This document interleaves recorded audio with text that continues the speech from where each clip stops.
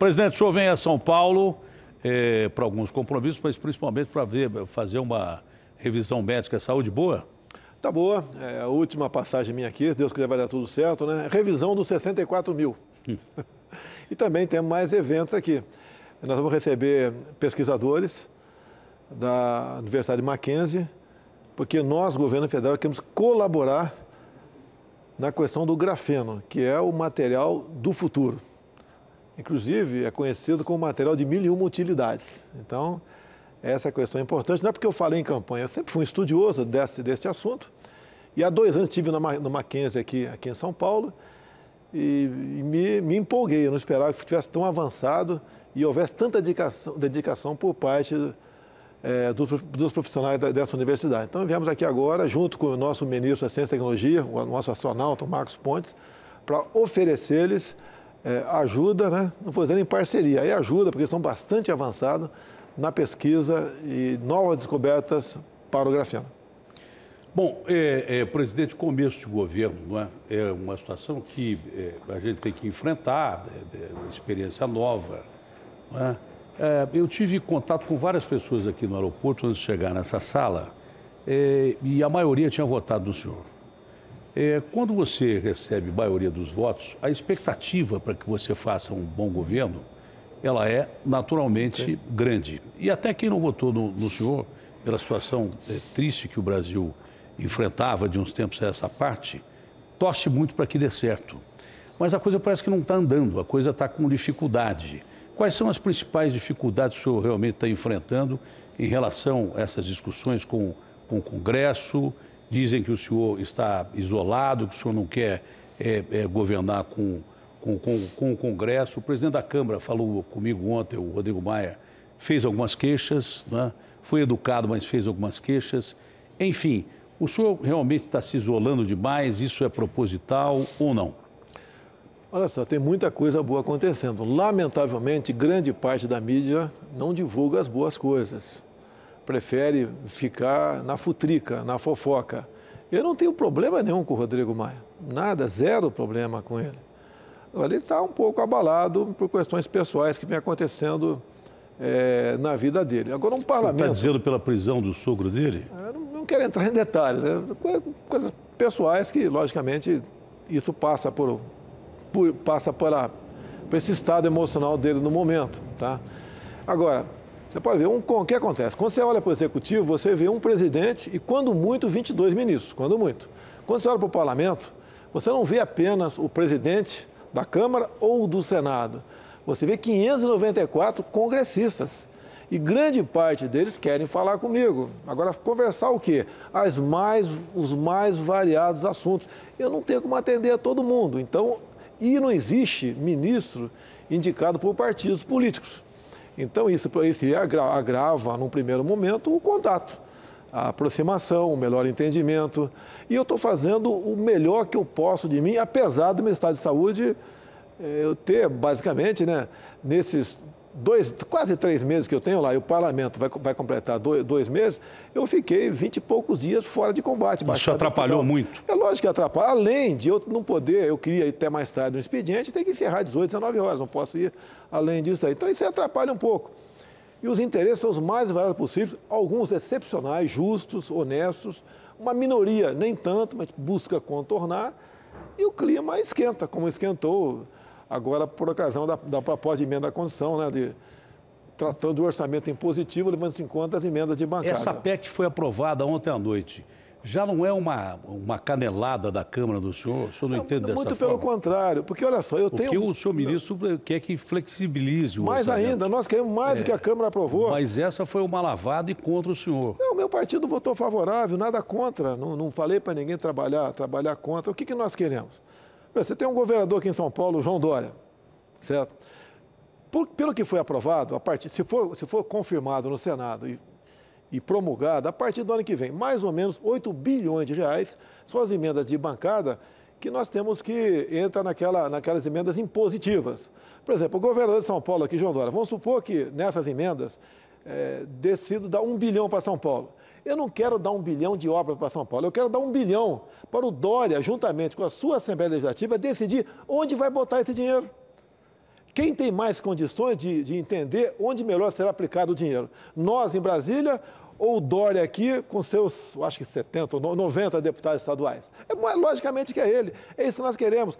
E é compromisso do Paulo Guedes, é meu. Uma vez votando a reforma da Previdência, nós vamos buscar o Pacto Federativo, fazer com que o orçamento seja votado por nós em Brasília e as questões de Estado e municípios, o dinheiro vai diretamente para Estado e município.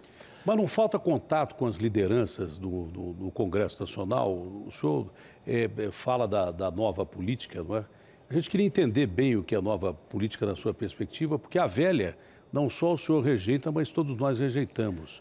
Não está faltando contato com as lideranças no Congresso Nacional? Se fala em nova, jogar junto. Quando se fala em nova e velha política, você já consegue, no mínimo, dividir o parlamento, ou botar a maior parte dos parlamentares contra você. E é o toma lá da cá?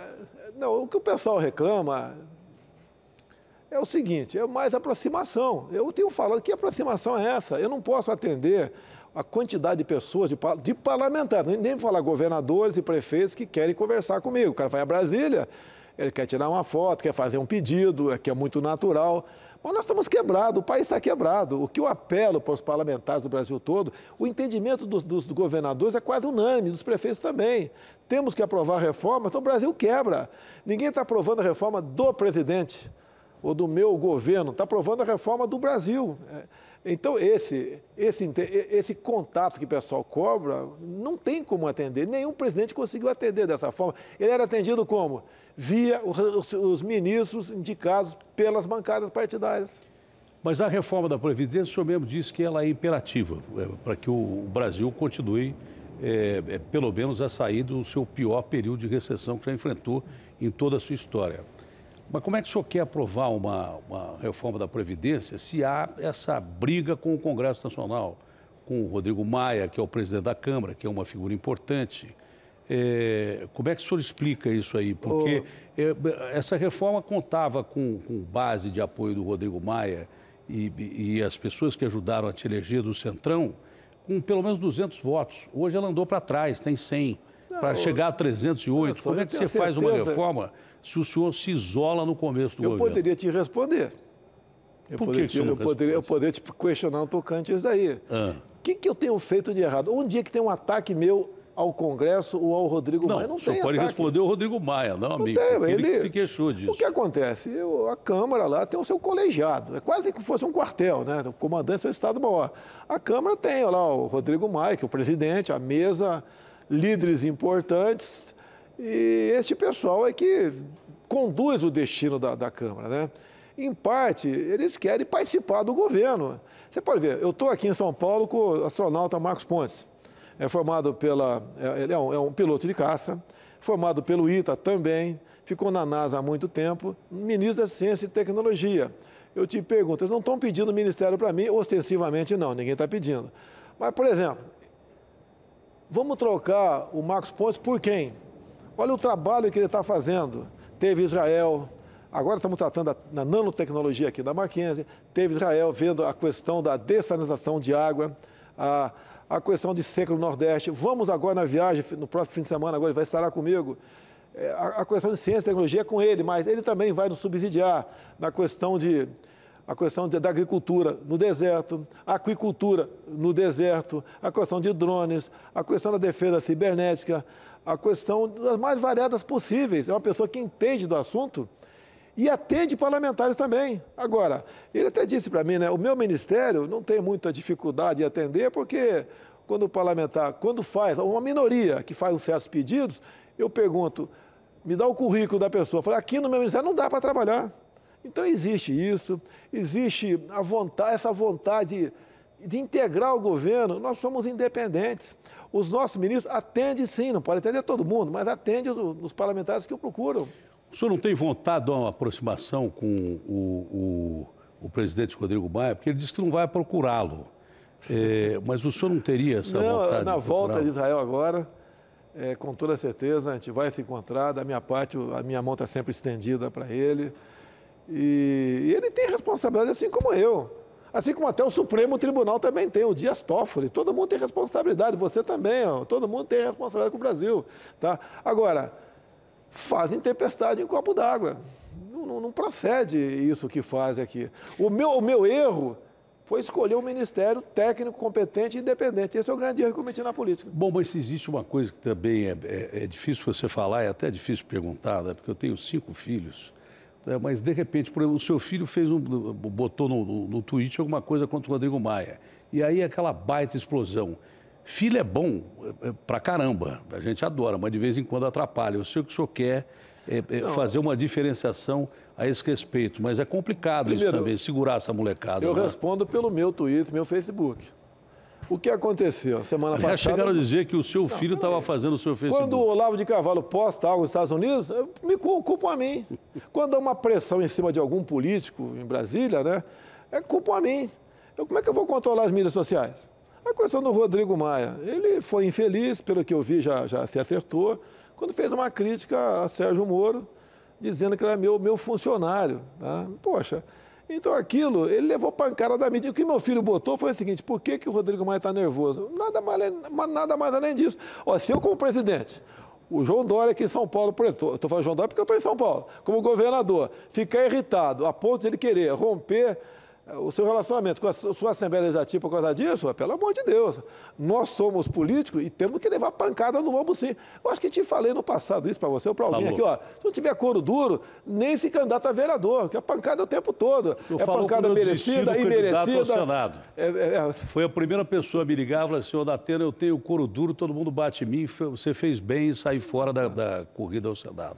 Mas continuando nisso, falando sobre isso, o próprio Rodrigo, eu estou falando muito do Rodrigo, porque ele concedeu uma entrevista para mim ontem, ele é figura importante do Congresso Nacional, né? Porque o governo tem que funcionar democraticamente com equilíbrio de poderes. Né? Mas ele disse ontem também que o senhor fica muito no mundo virtual, preocupado com as redes sociais, que o senhor tem certeza foram as redes sociais que elegeram o senhor. O senhor não acha também que outras partes da sociedade, como a própria imprensa, que o senhor reclama muito, também é importante num momento como esse? Primeiro, essa mídia virtual é aquela minha. Como toda quinta-feira, às 19 horas, eu faço uma live. As informações precisas ali. O que eu falo? O que aconteceu durante a semana. Se eu abandonar isso aqui, eu vou ficar na mão de certos órgãos de imprensa que a especialidade é distorcer. Mais do que isso, mentir o tempo todo. Agora, eu não levo mais que 10 minutos para decidir uma matéria, para botar nas minhas mídias sociais. Então, por dia, 10 minutos no máximo tocante a isso aí. Agora, tá o negócio. Eu tenho aceitação na mídia popular. Tem gente que não, na mídia social, tem gente que não tem. Paciência, pô. Tá? Graças a Deus, eu não dependo da mídia tradicional. Não quero ser inimigo, busco uma aproximação da mídia tradicional. Já tive 2 reuniões em Brasília, patrocinadas pelo meu porta-voz, tá, o general Rego Barros, que tratamos desse assunto. Foi excepcional. Na primeira, perguntaram para mim, olha só tinha gente boa lá. Perguntaram para mim o que poderia ser negociado na reforma da Previdência. Eu falei, tudo pode ser negociado. Isso, inclusive reduzir a idade da mulher de 62 para 60. Botaram como se eu estivesse oferecendo a redução da idade da mulher, a bolsa caiu no dia seguinte, podia ter caído por outro motivo até, né? Mas daí bota a culpa em mim. Quando sobe, eu não sou responsável. Quando cai, a culpa é em cima de mim. Então, essas questões, é difícil tratar com a imprensa brasileira, tá? E estamos tentando nos acertar. Como aqui contigo, muito obrigado pela oportunidade. Viagem aos Estados Unidos, o que é que ficou de importante da viagem aos Estados Unidos e a preocupação que existe em relação a esse conflito que está aqui do nosso lado com a Venezuela? Até que ponto o senhor está fechado para o caso, inclusive, de uma intervenção militar, se for necessário, da Venezuela, e militares, inclusive, do alto comando, já se manifestaram contra essa intervenção. Mas qual é a sua posição específica? Primeiramente, se eu resolver brigar contigo um dia, eu tenho que ver o que você tem e o que eu tenho. Eu não vou entrar na briga contigo para perder. Se eu que vou provocar isso aí, tá certo? Agora, tem uma responsabilidade. Quando você fala em conflito, são vidas humanas. Tem muita gente que, vamos lá resolver o assunto. O pessoal não sabe o que é uma guerra convencional, eu também não sei. Eu sei de bancos de acadêmicos, acreditar as agulhas negras, e também um pouco de conhecimento de guerrilha. Aquilo se transformaria numa guerrilha. Pior do que aconteceu no Araguaia. Não aconteceu no Vado Ribeira, foi um pequeno contato que teve em 1970. Eu estava lá por coincidência, tinha 15 anos de idade. Não há, por parte das Forças Armadas Brasileiras, qualquer interesse em se embrenhar numa intervenção. Não existe. Nós iremos às últimas consequências na questão voltada para a legalidade, de acordo com os dispositivos constitucionais, via Itamaraty, como temos feito, apoiando, reconhecendo, um dos primeiros a reconhecer o governo lá, o Guaidó. Conversa com o Trump. Teve uma conversa reservada? Sim, teve. Tá? Onde está presente eu, ele, 2 intérpretes. E ele chamou meu filho para dentro. A imprensa falou que estava desprestigiando o nosso ministro das Relações Exteriores, Ernesto. Negativo. Ele que chamou meu filho para dentro. Por quê? Tem amizade com o filho dele. Inclusive, já propuseram, até acho que eu posso indicar o meu filho, o Eduardo, que fala 2 línguas, que tem um amplo conhecimento de mundo, para ser embaixador nos Estados Unidos. Eu falei, ó, a gente vai apanhar de graça na imprensa. Então, vamos ficar, por enquanto, não discutir esse assunto. E o Trump falou lá na reservada, eu posso falar, porque ele falou também na aberta depois, que todas as possibilidades para resolver o problema da Venezuela estão na mesa. Agora, você pode ver, aeronaves da Rússia pousando lá. A gente não pode entrar num problema desse. Nós queremos a paz, a liberdade, a democracia na Venezuela. Mas, por outro lado, a força da ditadura venezuelana está na fraqueza do Maduro. O Maduro não decide nada. Quem decide? São os seus 2.000 generais, uma minoria, narcotraficantes, as Forças Armadas decidindo a ditadura da Venezuela. Ao pessoal, aproximadamente 60 mil cubanos, que Cuba tem uma sangria direta de dezenas de milhares de barris de petróleo. São as suas milícias, Hezbollah e grupos terroristas que agem na Colômbia e voltam por lá de cá.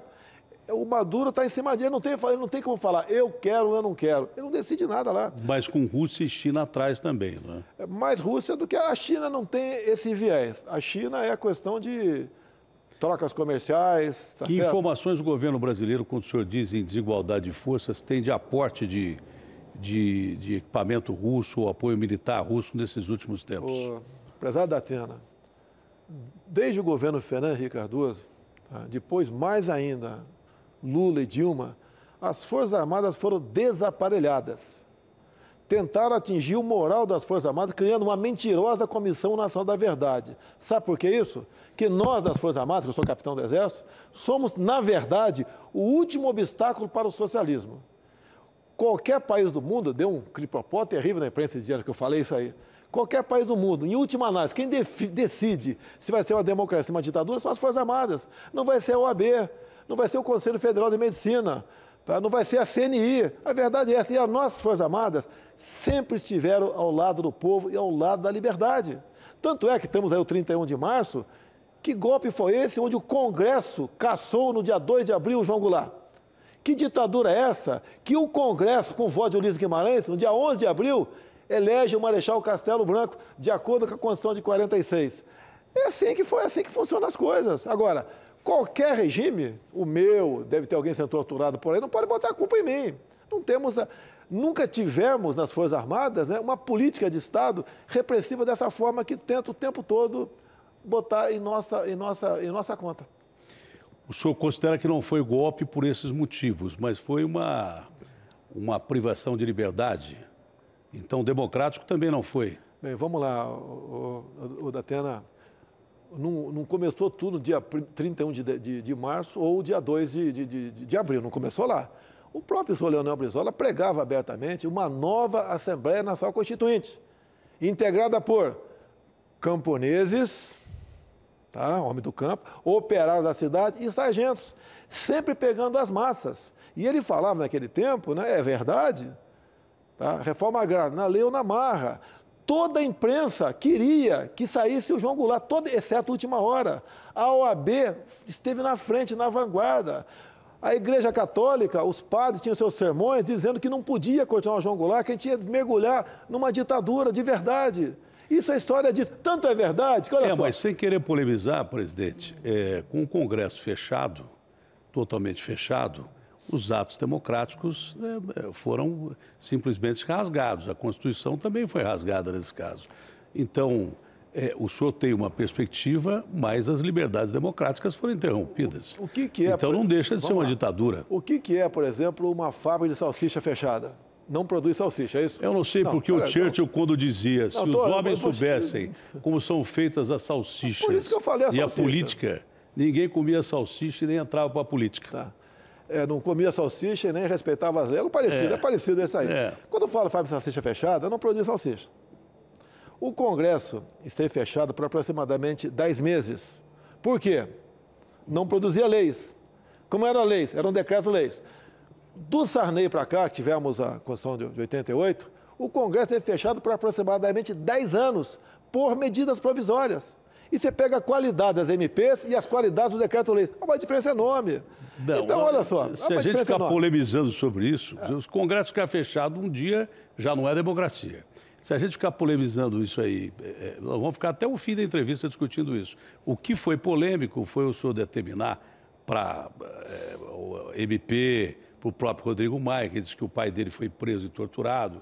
Foi polêmico o senhor dizer que vai comemorar nós vamos citar a data. A Revolução. Não, nós vamos citar a data, falar números, datas. Se pegar numa prova hoje em dia e falar o seguinte, quando é que o Marechal Castelo Branco assumiu em 1964? Todo mundo vai botar 31 de março, não é verdade. Foi 15 de abril.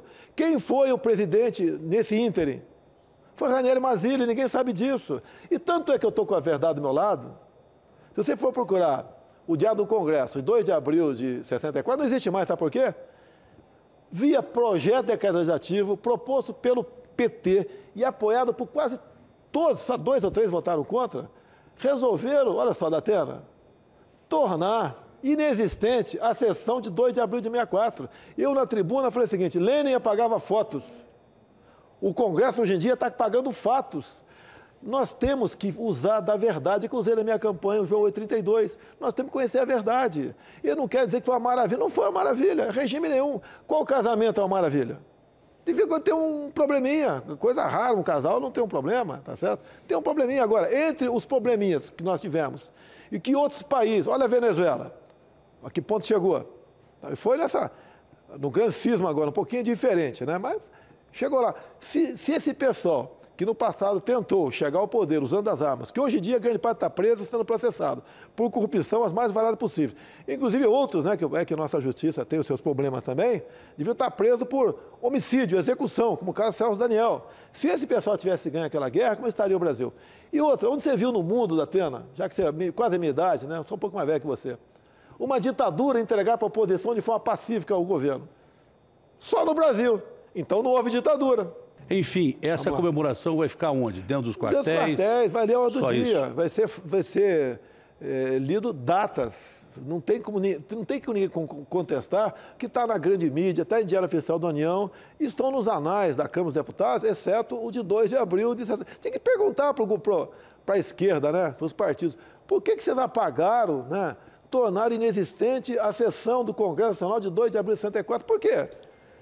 Bom, vamos ao prático. A economia brasileira se previu um crescimento maior do que está se prevendo agora. O senhor tem conversado com empresários? Que notícia boa se pode dar para a evolução da economia do Brasil, que está estagnada já há algum tempo? Datena, é dentro e fora do Brasil. Tá? Me desculpa aqui, o nosso governo trouxe um sopro de esperança, que nós mudamos. Nós, por exemplo, não estamos fazendo mais, buscando negócio com o mundo pelo viés ideológico. Você pode ver, o governo Dilma, né, levou um ano e não aceitou as credenciais do embaixador israelense aqui dentro. Eu estou indo para Israel agora sábado. O senhor está falando da questão da China e de Israel? China, eu nunca critiquei a China. Eu já marquei com o embaixador da China, no segundo semestre, uma viagem minha para lá. Tive agora nos Estados Unidos, foi a ministra Tereza Cristina comigo, discutindo vários assuntos. O americano está abrindo o comércio com a China. Mas não é estranho. De repente a gente arruma confusão com a China e o americano que é perito em capitalismo vai lá e se acerta com a China. Datena, da minha parte... Fica ruim para nós. Da minha parte, zero problema com a China. Zero problema com a China. É o nosso primeiro parceiro comercial no mundo, o segundo é os Estados Unidos. Eu quero ampliar o nosso comércio. Agora, para ampliar, você tem que mostrar para o povo aí fora que você fez o dever de casa aqui dentro, como da questão da reforma da Previdência. Você tem que fazer com que, Datena, não seja tão difícil fazer negócio com o Brasil. Por exemplo, hoje em dia eu vejo muita gente falando que não quero ser patrão no Brasil, eu não quero ser empresário aqui. Eu prefiro aplicar meu dinheiro na bolsa, aí seja onde for, até na poupança, e não ter dor de cabeça. Nós queremos facilitar a vida de quem está lá fora, quer investir aqui dentro, bem como quem está aqui dentro, que quer produzir. Aquele princípio que o senhor falou que o Brasil fazia negócio com a China, mas não podia ser comprado pela China. É isso? Para deixar bem claro, o mundo todo pode comprar no Brasil, nós queremos. Agora, não comprar o Brasil. Não comprar o Brasil. A questão dessa viagem a Israel, não é? O que será discutido especificamente com o Israel, além do que o senhor disse? E tem essa perspectiva ruim, não é, para o comércio brasileiro, já de uma perda, acho que de 40% da exportação de carne em relação aos países árabes. Não existe. Falo na questão da possível mudança da embaixada de Tel Aviv para Jerusalém. É possível ou o senhor vai mudar? É possível, sim. Estamos estudando. O Trump prometeu isso e levou 8 meses para botar em execução. O senhor vai mudar? Nós temos conversado com gente do mundo todo tocante a isso daí. Há um clamor aqui dentro por parte de setores da sociedade que querem isso aí. E quando eu falei isso, estava em campanha, tá certo? Eu tive a notícia em cima do carro de som e falei que era o Brasil, falei tudo para atingir esse objetivo, que afinal de contas, quem decide onde vai ser a capital de Israel é o governo israelense, não somos nós. Mas não é definitivo isso, né? Não, nós pretendemos, olha só, agora, na ONU, nós votamos já de forma bastante parecida com Israel e com os Estados Unidos, coisa que costumeiramente, tá, era uma prática votar contra Israel e contra os Estados Unidos, votos favoráveis até a Coreia do Norte. Tá, mas favorável aos Estados Unidos e Israel, quase era um tabu. E nós não votamos alinhando, votamos de forma estudada, consciente e com justificativa de voto. Nós defendemos direitos humanos, sim. O outro lado, grande parte, não. E tem muita gente de esquerda na ONU, a gente sabe disso aí. Agora, a gente não quer problema com ninguém. Eu quero é que seja respeitado o meu direito. Pô. Eu tenho autonomia ou não tenho?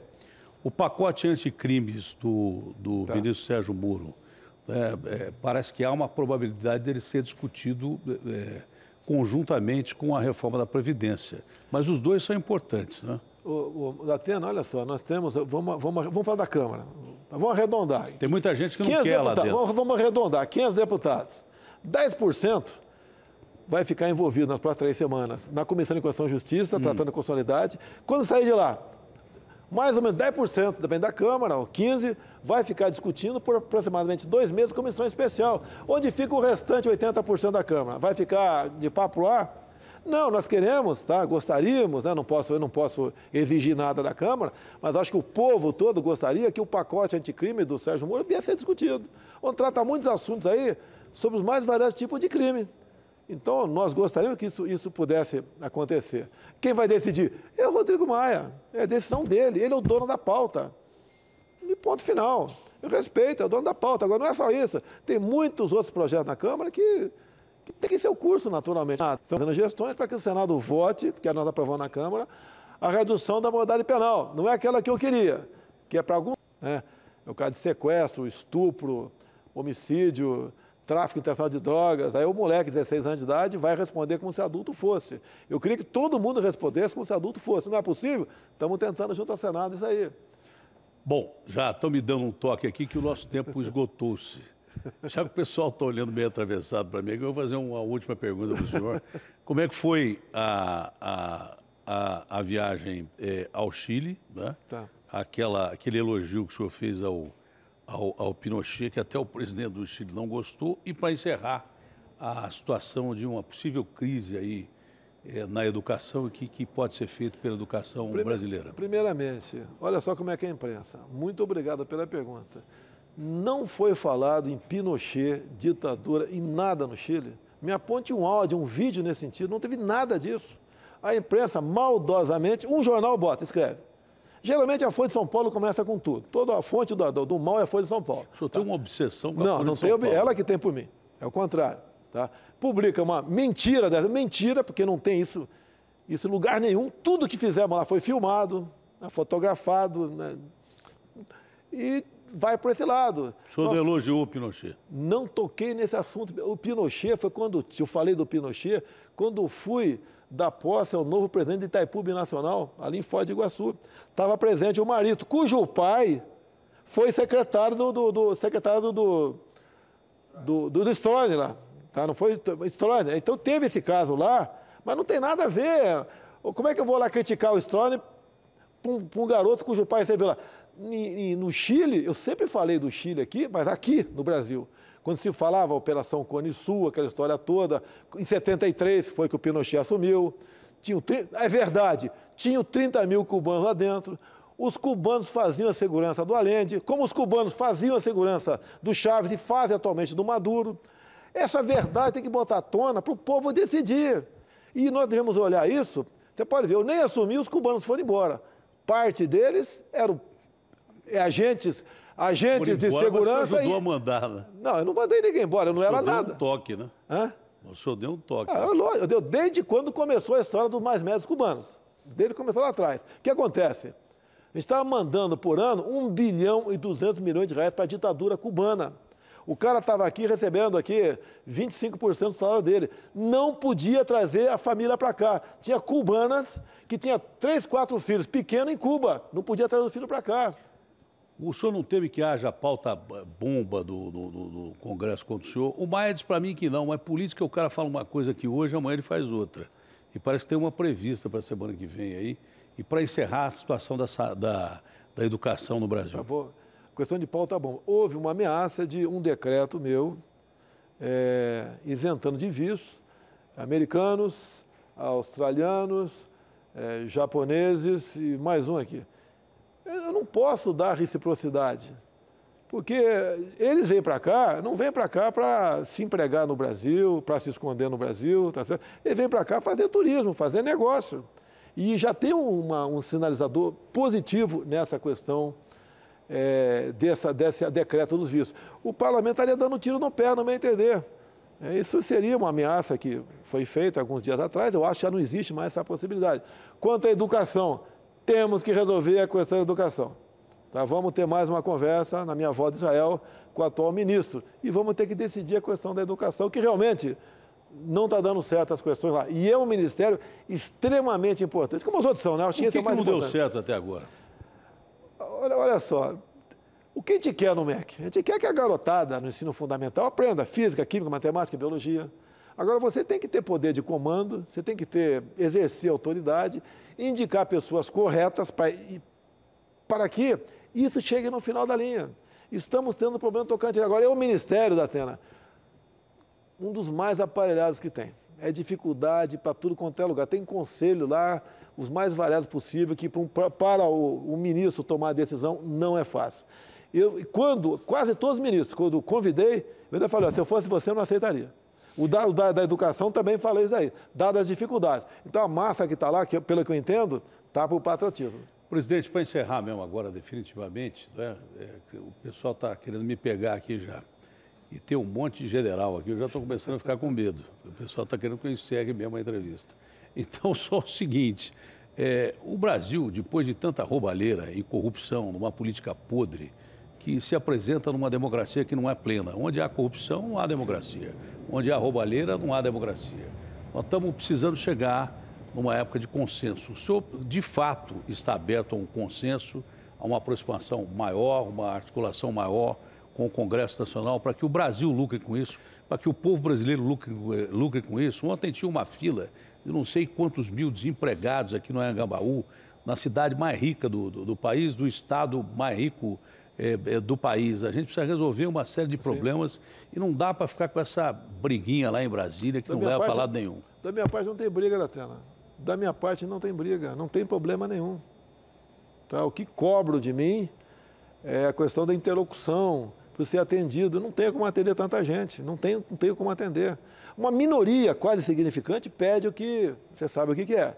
Tá? Agora, o parlamento tem 513 deputados, temos 81 senadores, eles podem apresentar bons projetos também. Façam pauta-bomba para me constranger positivamente.